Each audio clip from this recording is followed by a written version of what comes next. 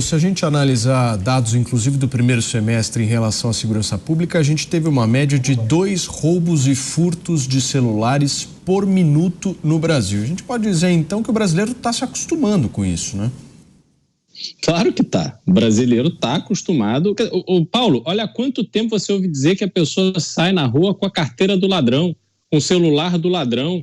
O brasileiro está acostumado com isso porque isso virou parte da rotina.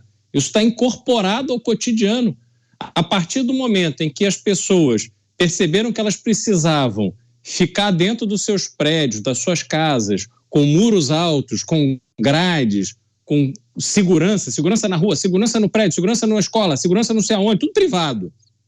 Então você paga os seus impostos para ter segurança a partir do poder público, o poder público não te oferece, e ao invés de você se revoltar com isso, de você mudar o seu comportamento eleitoral, a sociedade mudar o seu comportamento eleitoral, o que a gente viu acontecer no Brasil é que as pessoas foram se protegendo, se puderem, da forma que puderem, e o comportamento eleitoral continuou o mesmo, como se não fosse responsabilidade daquelas pessoas eleitas cuidar da segurança das pessoas, como se a violência que está na rua fosse uma fatalidade, uma coisa do cotidiano. Né? Eles não há associação de que, o governo incompetente não gera riqueza, não gera prosperidade, não gera emprego, e isso aumenta a criminalidade. Ou o criminoso que vai preso não é recuperado. Ele, cada vez mais, por leis aprovadas pelo Congresso Nacional, ele tem benefícios que permitem valer a pena no Brasil cometer o crime. Então, nós temos uma completa deturpação do processo. E é interessante, Paulo, a gente aproveitar esse momento de final de ano, onde a gente está discutindo esta aberração, e lembrar também da questão que se soma a essa saidinha, que é a questão do indulto.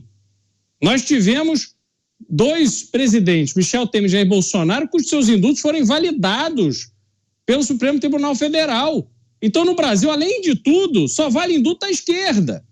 E essa esquerda que passa a mão na cabeça do criminoso. Qual é a chance que nós temos no atual cenário de resolver o problema da criminalidade no Brasil? É nenhuma. A criminalidade continuará a ganhar corpo. Não é à toa que o PCC se tornou uma referência mundial de organização criminosa. Não é à toa que o Hamas tem conexões no Brasil através do PCC. A nossa tecnologia para o crime está sendo exportada. PCC é uma organização criminosa que movimenta bilhões de dólares todo ano, que produz submarinos que cruzam o Oceano Atlântico para levar droga para a Europa. Isso é uma loucura. Olha, eu conheci gente dentro da embaixada norte-americana no Brasil, que está no Brasil simplesmente para obter informação e passar essa informação sobre tráfico de drogas para as autoridades brasileiras, para que as autoridades brasileiras possam impedir que a droga brasileira chegue nos Estados Unidos. Nada é feito. Há toda uma conveniência no crime no Brasil, isso é assustador. E nós, a sociedade civil, que temos que sair nas ruas, temos que zelar pela segurança dos nossos filhos, das nossas famílias, nós somos reféns disso. Mas aí, quando você tem a possibilidade de se armar para a autodefesa, você vê a campanha que é feita contra aqueles que conseguiram, de forma legal, obter uma arma.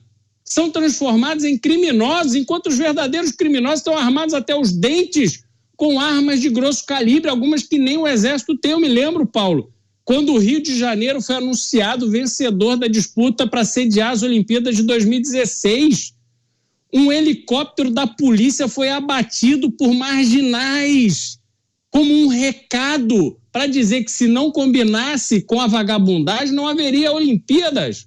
E o que fizeram? Combinaram com os vagabundos.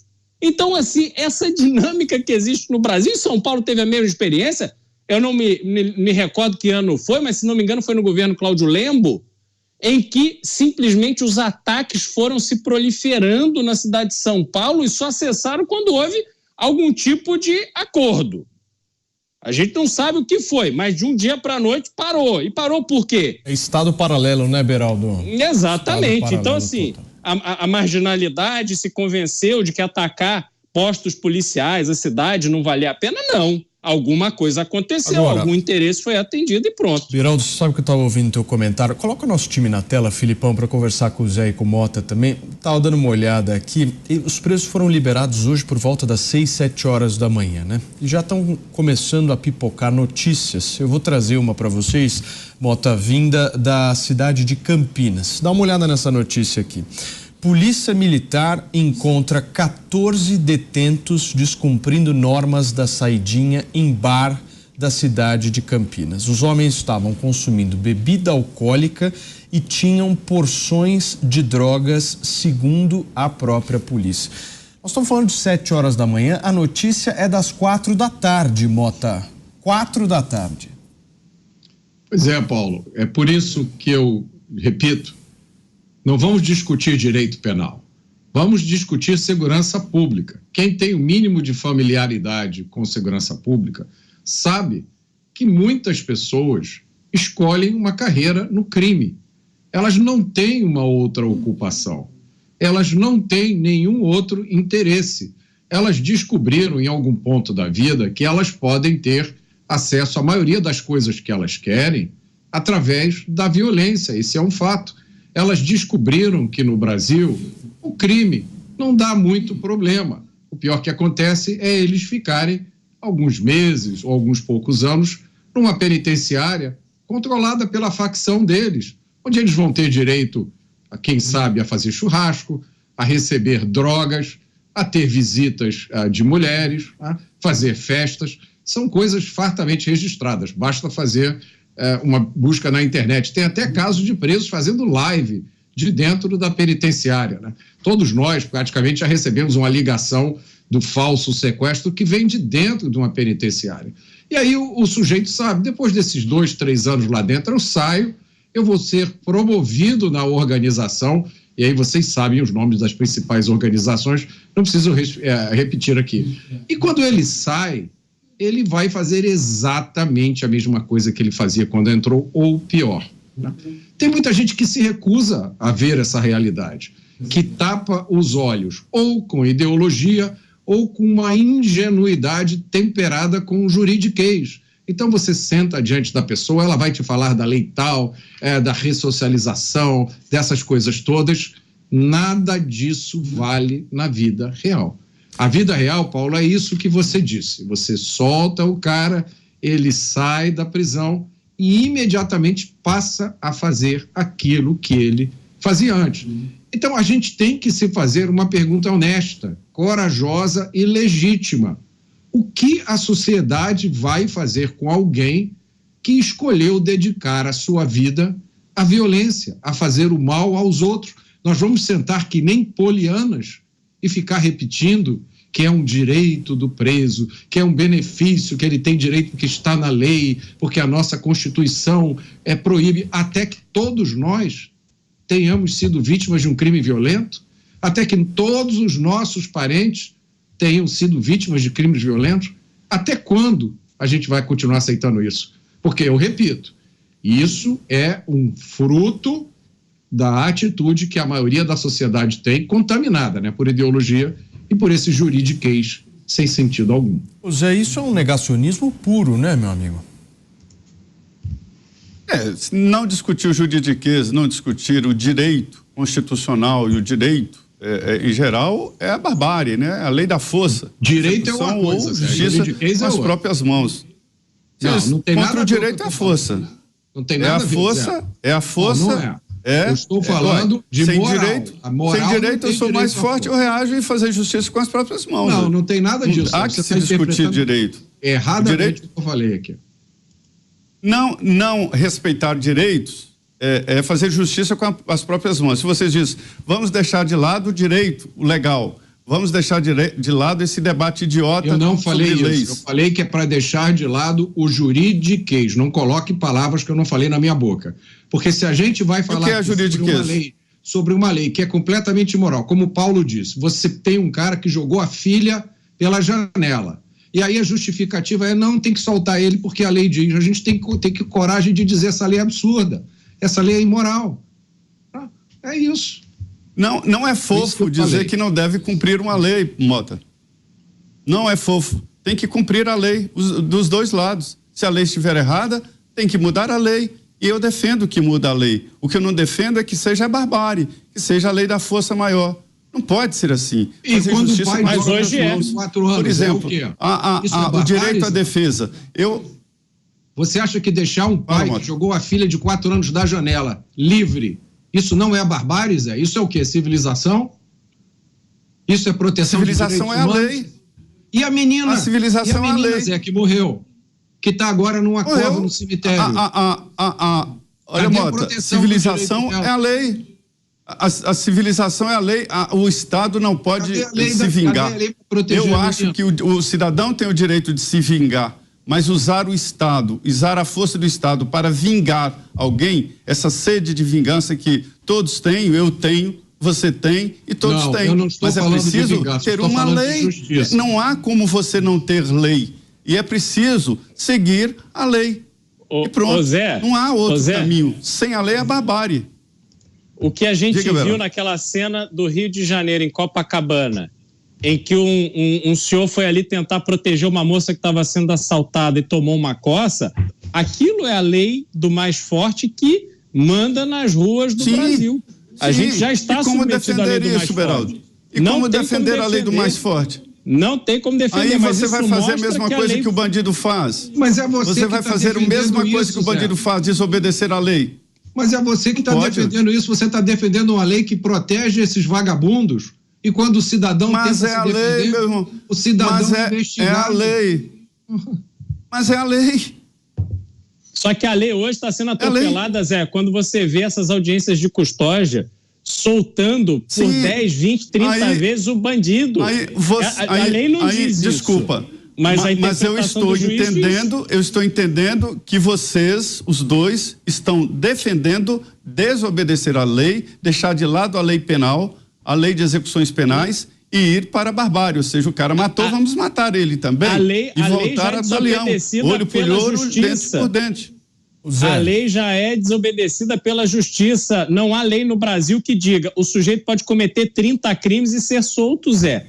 Então, quando você olha para a justiça, para onde a gente deveria ser amparado como sociedade, a gente Beraldo, não encontra amparo. Beraldo, deixa eu te explicar uma coisa aqui. Eu não defendo o bandido. Eu acho, e insisto muito aqui, que esse debate tem lado e eu estou do lado da polícia. E digo mais, até mais do lado da polícia do que da justiça. Porque a polícia que pega o boi pelo chifre e que todos os dias sai de casa todos os dias sai de casa para cumprir a sua missão, né? E aquela missão impregnada nele, o policial é impregnado por essa missão. Eu conheço aqui histórias de parlamentares que tiveram que vir para Brasília, não vou citar nomes, porque estão ameaçados pelo crime organizado e porque eles mataram líderes do crime organizado. Esses são os policiais, até mais fortes do que a própria justiça. Mas é preciso seguir as leis. Faça um movimento, eu defendo, não acho uma lei boa, de jeito nenhum. Não é possível que uma pessoa mate alguém e fique tão pouco tempo na cadeia. Não é possível que alguém seja condenado num júri popular e que saia dali livre e se encontre no mesmo ônibus com testemunhas, com jurados e com familiares da vítima. Ao Congresso, isso não é legal, isso não é possível, mas é a lei. O que eu defendo, o que eu estou tentando te dizer é o seguinte: nós temos que defender a mudança da lei, não fazer um discurso, não vamos cumprir a lei. Não é possível isso. A lei tem que ser cumprida. Eu sou conservador, eu sou legalista. Eu também sou legalista. E aí a minha frustração. Porque quando eu vejo, vamos supor um caso hipotético, alguém é condenado por corrupção, condenado na primeira instância, processo vai à segunda instância, processo vai para Brasília, as condenações são todas confirmadas, sujeito condenado é preso. Aí, passa o tempo, alguém diz assim, dentro do judiciário, olha, eu acho que aquele lugar onde ele foi julgado na primeira instância não era adequado. Então, ele pode sair da prisão e a vida dele fica zerada. Isso é justiça? Isso é seguir a lei? Porque se você foi condenado em 3 instâncias, como é que você é absolvido ou você liberado dessas acusações. Beraldo, a lei não prevê isso, Zé. Beraldo, só me dá um minuto, Zé. Só me dá um minuto, senhores. Sim. Só um minuto, eu preciso só fazer um rápido break para você que está no rádio. A gente já volta aqui na Jovem Pan, são 6h53. Pode seguir, Zé. Beraldo, eu não acredito que passa por sua cabeça que eu defendo uma situação dessa. Eu não acredito passa. Que o Mota mas é o que eu quero dizer que é o inverso, eu estou defendendo que uma pessoa que foi... Deixa eu falar, Beraldo. Deixa eu concluir. Depois eu te escutei.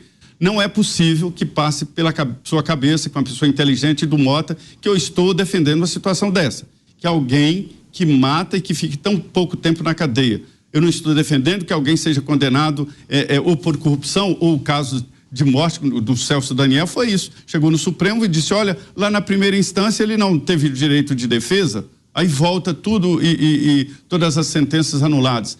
Eu não estou defendendo isso. Eu estou defendendo que a lei deve ser cumprida e pronto.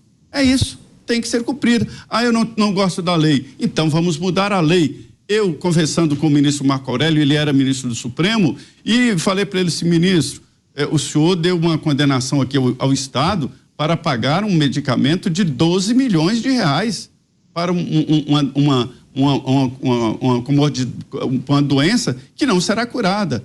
Aí ele me respondeu, a lei manda, e que mude a Constituição e que mude a lei. E eu acho que é isso mesmo, tem que mudar a lei. Não é possível conviver com injustiças assim. Ah, o juiz entra no CNJ contra o juiz. É assim o arcabouço. A democracia é para provocar dissensos e para discutir, não para Eu não me vejo na barbárie, eu não me vejo desobedecendo as leis, porque eu sigo as leis. Fala, Zé, Mota. Primeiro... Só um minuto, Beraldo, só um minuto, pela ordem aqui, Mota. Deixa eu só dar um resumo aqui, tá? E eu, por favor, vou pedir uma gentileza para não ser interrompido. A gente está aqui pintando um cenário da segurança pública brasileira que é uma catástrofe. É um país que está totalmente fora de qualquer mapa em termos de criminalidade. Nós estamos aqui explicando que a lei brasileira é fruto de um lobby que mistura interesses escusos com infiltração ideológica. Nós estamos aqui dizendo que tem um lobby que impede essa legislação de mudar. Nós estamos aqui também dizendo que a maioria da mídia colabora para esse lobby, trazendo a imagem do bandido, coitadinho, vítima da sociedade, criando essa noção que não tem valor moral nenhum, de direitos inventados do ar para criminosos. A gente está dizendo tudo isso, a gente está mostrando que a situação no Brasil é catastrófica, ela é causada pela legislação e pela sua aplicação, e estamos explicando por que é difícil mudar. Né? Por que é difícil mudar? Porque a maioria das pessoas não tem consciência do que está acontecendo, e quando tem consciência, elas recebem essa mensagem: você está errado, você quer barbárie, a lei tem que proteger a todos, o criminoso também tem direito. É isso. Então, se a gente não se indignar contra isso, se a gente não disser que a lei está errada, nada vai mudar. Se a gente assumir essa posição, não é a lei, não vamos cumprir a lei e vamos ficar quietinhos, né? E se você falar qualquer coisa contra a lei, você está defendendo a barbárie. Foi isso que você disse, Zé. Está no vídeo. Você me acusou de que eu estou defendendo. Mas você está defendendo não cumprir a lei. Não cumprir a lei é barbárie, então é crime. Seguinte, é se igualar ao criminoso. Ele matou alguém, vão lá matar. Não, olha só, eu pedi para não ser interrompido. Volta o vídeo e acha o trecho do vídeo em que eu defendi a barbárie. Eu repito, você está defendendo não cumprir a lei. Você defende a barbárie. Mediador. Não precisa voltar, eu adianto. Mediador, eu vou pedir aqui para não ser interrompido. Eu faço um desafio aos internautas, você que está nos assistindo, nossos milhões de espectadores. Achem o trecho do vídeo em que eu, Roberto Mota, defendi aqui não cumprir a lei. Achem o trecho do vídeo. Então você acha que tem que cumprir a lei. E não a civilização. Podem achar. E aí coloquem aqui para a gente ver quem tem razão nesse debate. Deixa eu receber quem nos acompanha pelo rádio. Agora são 6h57. A gente está repercutindo um pouco sobre a situação do Código Penal brasileiro, dentre outras questões, como, por exemplo, a saidinha temporária. Beraldo, na fila agora é você. Não, Zé, primeiro, eu só quero registrar aqui de público que em nenhum momento eu percebi na sua fala que você está do lado dos vagabundos. Eu tenho plena consciência de que você está defendendo a sociedade e o cumprimento das leis, que é exatamente o que eu estou defendendo. a diferença entre nossas opiniões é que, para mim, quem não cumpre a lei é o processo judicial que deveria dar à sociedade, aquele que apela à justiça para ter o seu direito restaurado ou preservado, ou a condenação daquele que o ofendeu, matou sua família, o roubou, etc. Porque este processo é que é deturpado. Quando você vê essa série de interpretações que permitem que um criminoso recorrente saia na audiência de custódia, que um criminoso que tem todas as provas mostrando que ele cometeu crime, seja de corrupção, seja de assassinato, de estupro, etc. E aí, por uma tecnicalidade que já era conhecida, quer dizer, quando você tem 3 instâncias analisando o processo, e aí, lá num recurso, anos depois, alguém diz, olha, houve lá um vício inicial, quer dizer, ninguém viu. Na minha opinião, se você tem 3 instâncias e nenhuma dessas instâncias considerou aquele vício, esse vício torna-se inexistente, porque você já deu 3 oportunidades para que aquele processo fosse questionado e ele teve a sua sentença confirmada. Então, nós vivemos hoje no Brasil a realidade em que o próprio judiciário, conforme a sua conveniência de momento, vai decidindo ao seu gosto e não de acordo com o que está nos autos. Essa história de ficarem lendo a capa do processo para saber nome das partes e aí decidir é uma doença que incorporou no Brasil de uma tal forma que hoje a sociedade não percebe senso de justiça em nenhuma instância. Fala, Zé. A lei, ela inclusive estabelece que o judiciário julgue, que o juiz julgue, que o tribunal decida, alguns de forma monocrática, alguns de forma colegiada. É o sistema judicial que define. Se você, Beraldo, Mota, desconfia de algum juiz ou de algum tribunal, você deve e tem o dever de apresentar uma queixa contra aquele juiz no Conselho Nacional de Justiça. E devo te dizer que o Conselho Nacional de Justiça pune, sim, vários juízes, mas a lei, a LOMAN, Lei Orgânica dos Magistrados, é leve com os juízes, que tem pena máxima de aposentadoria, por exemplo. Isso é piada. Mudar, né? Não é piada, é o nosso sistema judicial. E eu não concordo, eu critico, já fiz várias matérias criticando, mas é o sistema judicial. E mais, nós, Beraldo, inclusive os juízes, somos seres humanos e erramos. Quando se erra, cobra o erro daquele, não do sistema. Defender que o sistema judicial brasileiro não funciona e por isso não deve ser respeitado é defender a barbárie, porque colocar o que no lugar? Não tem resposta, não há outro caminho. Eu acho, pontos importantíssimos. Primeiro, nós estamos numa epidemia grave de violência, de segurança pública, que o Mota não gosta de falar de violência, mas é violência, é assassinatos, é roubos e tudo. Tem que adotar um sistema de tolerância zero, é preciso urgentemente. Segundo lugar, é preciso combater o crime organizado que pegou um sistema judicial e policial desorganizados. Esse sistema criminoso no Brasil organizado está poderoso politicamente e economicamente. Isso é real. E só se combate a bandidagem, só se combate a violência com leis. Não se combate a criminalidade matando o criminoso. Não é assim. E eu não acredito em nenhuma outra saída que não seja o sistema judicial. E como isso é possível? Através de pressão política, através de propostas de pressionar politicamente juízes e tribunais. Se a gente não concorda, vamos ao Congresso. Foi assim que nasceu a ficha limpa. Aí diria, mas ele roubou, foi condenado e continua candidato. Vamos mudar. Uma iniciativa popular estabeleceu no Brasil a lei ficha limpa que não existe nos Estados Unidos, por exemplo. E a lei ficha limpa impede que quem for condenado, quem for cassado, não pode ser candidato. É assim que se faz. Esta é a história, né? Eu não acho que está perfeito, só se eu fosse um idiota de pensar que a situação está perfeita. Não está. Eu é que venho dizendo todas as vezes aqui. Eu sou porta-voz de policiais que diz, já aprendi 8 vezes a mesma pessoa. Isso está correto? Não. Aí a saidinha, aí o bandido que está em semiaberto sai e vai beber. Culpa de quem? Do sistema que não foi atrás ver se a pessoa estava lá. É preciso fazer esse levantamento para proteger a sociedade, né? Não é por conta do criminoso. Mas aqui eu nunca ouvi falar deste acompanhamento. Ele é necessário. Um grupo de policiais ou de policiais penais deveria se ocupar de entender onde estão esses no semiaberto que ganharam saidinha, mas para proteger a sociedade. E isso não acontece. Quer dizer, o sistema está com problema, mas não é jogando o sistema fora que vamos resolver, porque não tem nada para colocar no lugar. Mota, por favor. O problema do Brasil não é violência.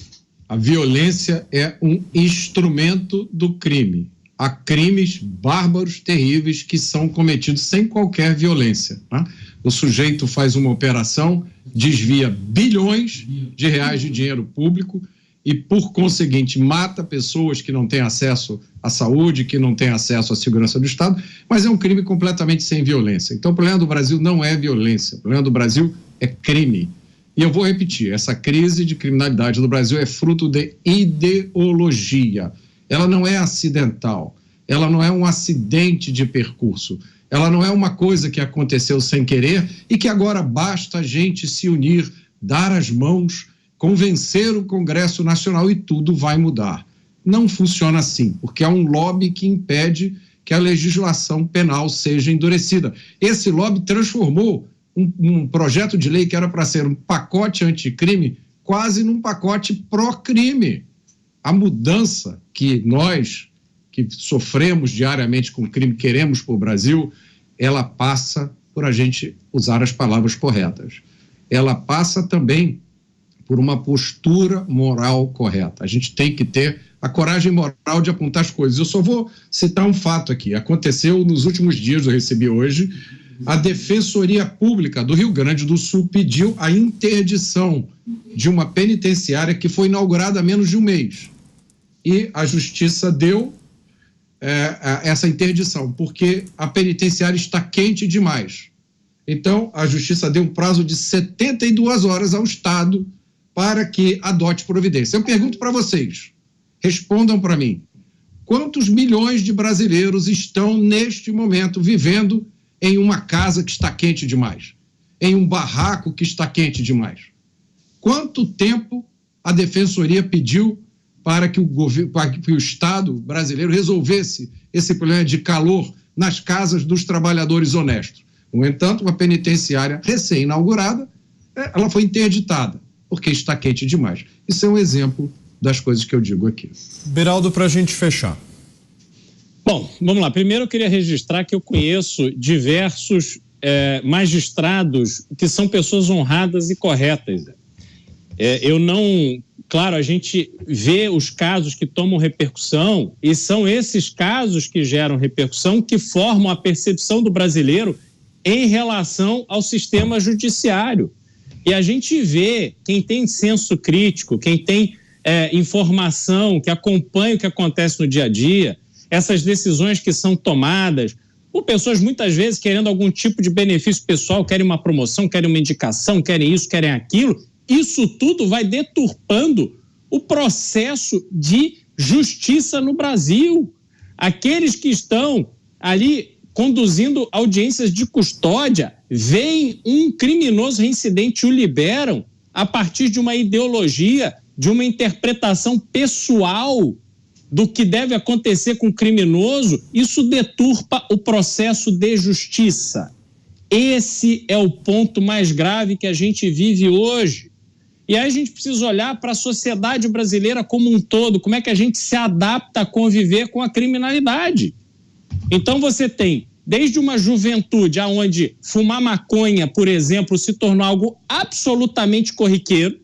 Então você tem um número imenso de jovens e alguns nem tão jovens assim, que na sua vida cotidiana vão comprando de um traficante que pode estar lá bonitinho, de carro bacana, mas é um traficante, é um marginal. Essas pessoas é que vão alimentando o tráfico de drogas. E aí você tem as pessoas que vão cometendo pequenos deslizes. Seja, eu posso pegar isso aqui em dinheiro, eu não quero nota, porque aí eu não pago imposto. E a gente vai incorporando na convivência da sociedade brasileira um comportamento ilícito. Nós convivemos com a ilicitude de uma forma muito pacífica.